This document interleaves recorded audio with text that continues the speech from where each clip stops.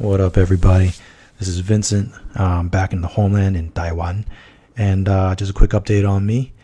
I arrived in Taiwan about a week ago, getting settled in, dealing with immigration stuff. Hopefully, by mid-February, I have moved into an apartment in Pingdong, and that's where I'm going to begin training full-time, as well as looking for work/business opportunities. And my Mandarin is not bad. Although I need to add to the vocabulary, there's a lot of terminology that I don't know. And my literacy is getting better by day. I have to work on it.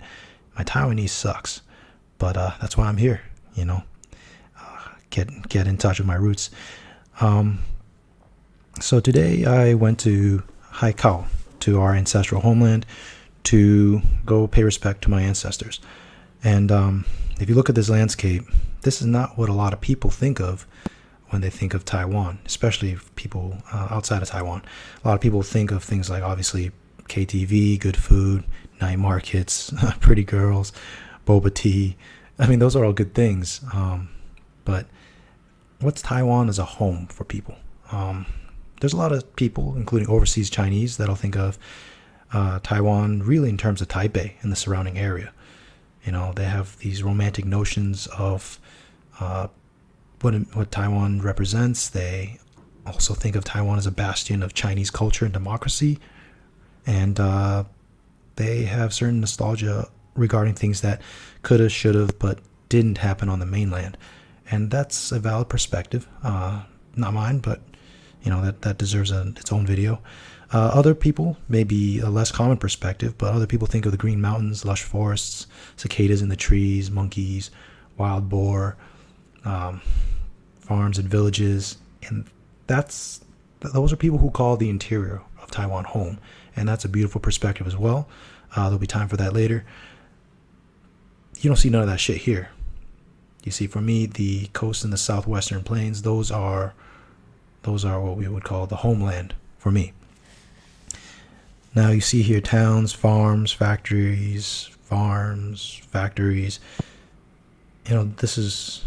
This is I guess my homeland. Who do you think did the heavy lifting for Taiwan's economic miracle? Who are the people that labored and ended up making Taipei rich? That's the people down south didn't really see all the benefits from that, and that's something that's still being addressed today. This landscape actually used to be a giant grassland, dotted with forests, with giant herds of deer roaming it, and those deer were hunted by bears and leopards and, of course, indigenous people.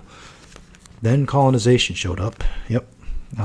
That's for another time, but basically a lot of single young Fujianese men came to Taiwan. They married into native families. They warred with other people, other tribes, with each other, and over the centuries transformed the plains into farms. And through this traumatic process of war, miscegenation, expansionism, they today now consider their coastal plain to be home. This is now the homeland.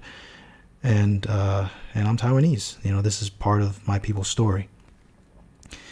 And of course, somewhere deep in the past, you can fracture my ancestry into many haplogroups. There's Taiwanese Aborigine, probably. There's definitely Fujianese, and those are Han Chinese that migrated south, became Southern Chinese, and ended up intermarrying with the local people there, who are, I think, more related to Vietnamese and Hmong and Miao people. There's Northern Chinese in my ancestry, and of course, with that could possibly come Mongol, Manchu, and other groups, because, history. But I'm Taiwanese, and my forefathers found success here farming the land, and my grandfather, he got his education during the Japanese Empire's administration. He's worn a few different hats in his life. He survived the American bombings. He survived what we would consider the Chinese invasion, or the Chinese Nationalist Party retreating to Taiwan. And the KMT, or Kuomintang, ruled with an iron fist for a long time, martial law. And that's how my father grew up. He worked his ass off. He went to America. He became successful, and he brought it back home. So my ancestors, were survivors of wars and oppression, hard workers through adversity, never give up. It's not a unique story, but it's my story, or at least my people's story. So I'm back in the homeland in Taiwan, and I'm here to begin my journey as the wandering warrior. Now, That sounds romantic, but I don't have some awesome martial arts pedigree in my ancestry. There's no lineage of boxers, no proud military heritage. My ancestors may not even approve of what I'm doing right now. Hell, I don't know if my family fully does, but they do support me because we're family. And ultimately today I paid my respects to my ancestors. I reflected on life and I made an affirmation. And that is Taiwan is going to be where I stay for now, deepen my roots, and start to really explore and begin my success. While Massachusetts in the USA, it's home in terms of where I grew up, and my spirit finds home in fighting and friendship and in the wilderness. My blood's here. This is the homeland. I'm visiting my ancestors. And while this bloodline isn't one of hereditary warriors or great conquerors, we survive, we adapt, work hard, and we don't give up. And I think that's exactly what I need to physically, spiritually, mentally, financially, to ultimately succeed at empowering and connecting myself and others as the wandering warrior. That's what I need. That's more than enough. So I'd like you to subscribe, like, and share. But assuming you've done that, I'd like you to look into your roots, look into your ancestry, find strength in that. It's fine. They're probably ordinary people just like mine are. But you know what? They did their fucking shit and you're here today. Make it a good life. And if life is too long, go take it week by week, day by day. Make it a good day.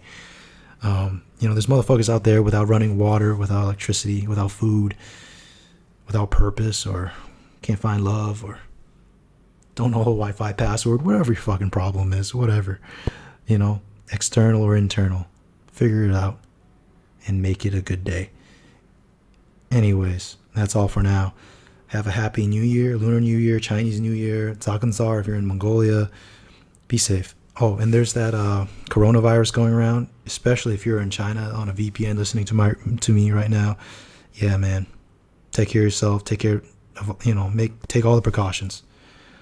The government's probably downplaying how severe it is. In any case, thank you so much for tuning in on my journey. I salute yours. Peace.